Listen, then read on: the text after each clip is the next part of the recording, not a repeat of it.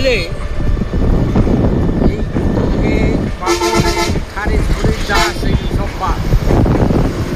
এখন খারিজটা থাকবো বক্সের মোল্লার নামে। হ্যাঁ, মফসর মোল্লার নামে তো আছে, ওর নামে তো আছে।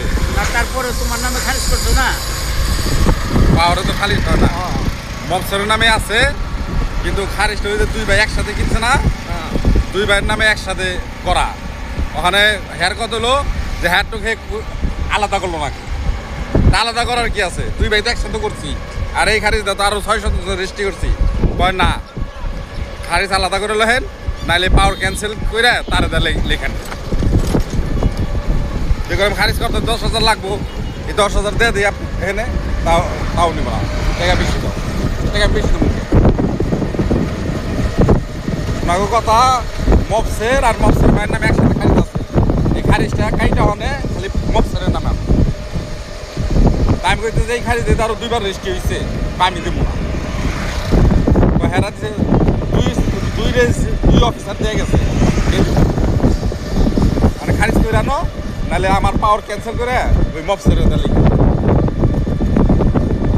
মানে আমার নামে তো আর খারিজ হয় না, পাওয়ারে খারিজ হয় না। পাওয়ারে খারিজ দিলে তো আমি খারিজ কবি করে নিতাম।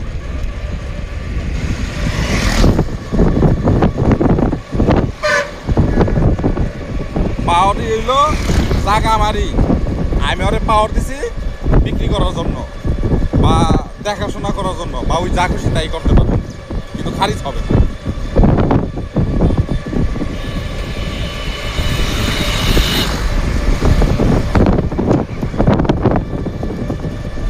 অনেকে কয় আলাদা খারিজ করবো, তো আমার আলাদা খারিজের দরকারটা কি?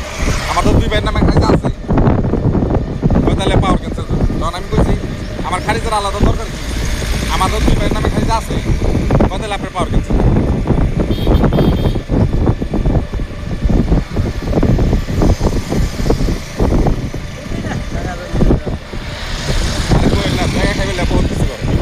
ওই যে একজন আইছে কইলো যে সাপ খোলা করার আগে এটা ঠিক করে লেন, এখন আমি বাইনা দিয়ে দিলাম, দিবেন না যখন এখনই বাইনা কিনলে দিলেন রেস্টি।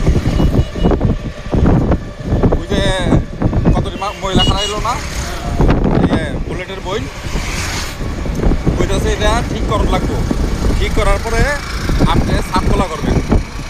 এখন আমি বাইনা রেস্টি দিয়ে দিলাম, তো আপনি যখন দিবেনই না, যদি আবার ঠিক করার লাগে তাহলে এখনই দিলেন কেন?